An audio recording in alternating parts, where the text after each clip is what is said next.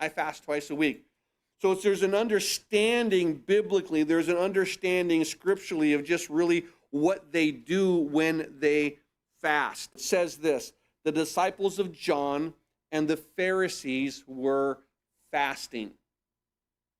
So understand that it was this whole recognition of there's this old and there's this new, and if you are familiar with how Scripture begins to really declare about the fasting that was going on,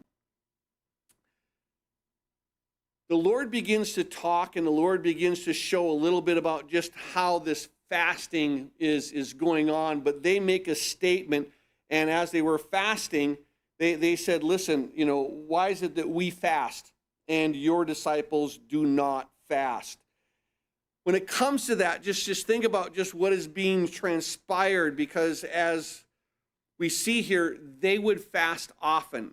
And when Jesus was kind of speaking forth and he was sharing as far as the reality about who they were and what they would do, a couple of passages just to be aware of when Jesus was giving a parable. In the Gospel of Luke, chapter 18, verse 12, he puts words into the Pharisees' mouth, and he declares this.